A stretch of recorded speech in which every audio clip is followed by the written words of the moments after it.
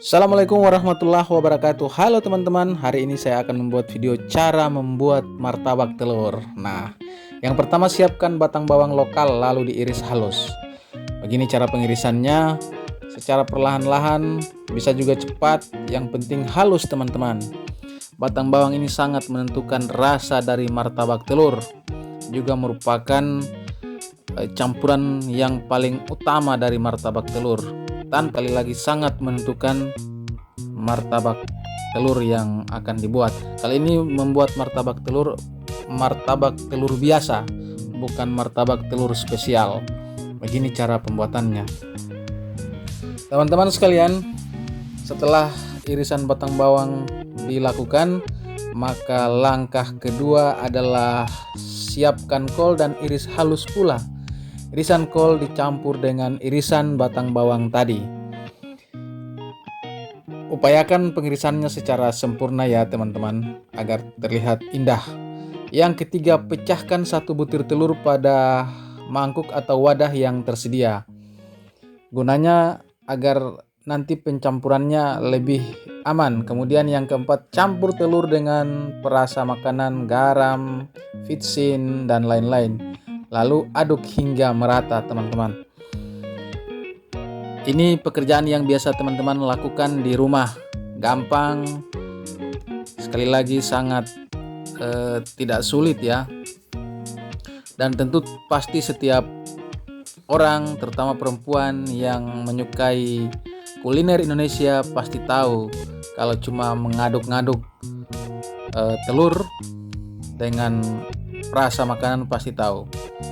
Teman-teman sekalian, setelah diaduk telurnya, langkah yang kelima adalah campur irisan batang bawang dengan kol ke dalam telur yang terdapat dalam wadah.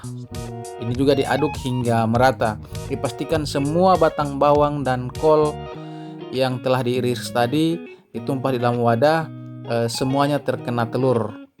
Sebab telur merupakan perekat yang baik untuk kedua irisan tadi. Langkah yang keenam, nyalakan kompor dan panaskan minyak goreng. Minyak goreng yang panas juga menentukan kematangan dari apa yang digoreng.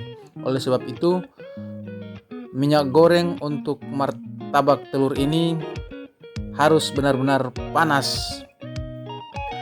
Lalu sambil menunggu panasnya minyak goreng, teman-teman sekalian, langkah yang ke-7 adalah ratakan dan lebarkan adonan terigu yang telah tersedia. Meratakan dan melebarkan adonan terigu ini bagian terpenting, kelak akan menentukan bagusnya dari martabak telur yang dibuat. Adonan ini merupakan fermentasi ya, atau campuran beberapa bahan pembuat martabak yang diolah, kemudian terutama ragi agar terigu ini bisa naik atau berkembang menjadi lebih banyak, sehingga harus membutuhkan beberapa jam untuk pembuatan adonan ini. Langkah yang ke-8 adalah letakkan adonan terigu ke dalam wajan yang berisi minyak goreng panas. Ya, kemudian yang ke-9, taburi adonan terigu dengan campuran irisan batang bawang, kol, dan telur yang telah diaduk-aduk tadi.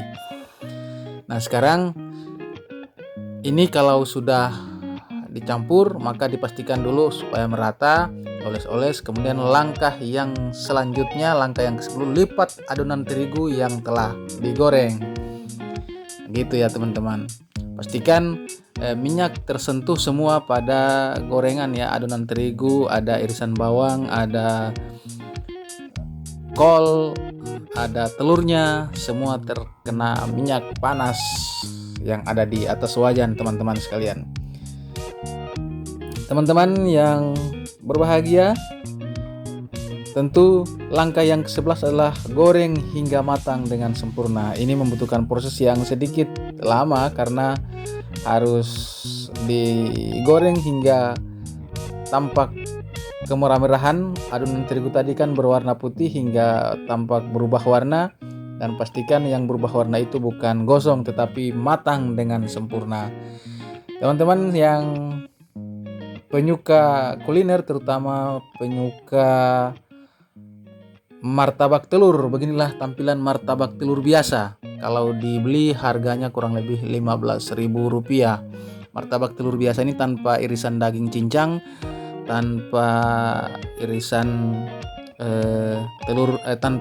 tanpa telur yang berlebihan. Cukup satu telur, dia tergolong sebagai martabak biasa. Sudah itu, setelah matang, pastikan minyaknya tidak tersisa banyak di dalam lipatan-lipatan martabak telur yang telah matang tersebut. Ditiris beberapa saat, lalu siap dihidangkan. Terima kasih. Assalamualaikum warahmatullahi wabarakatuh.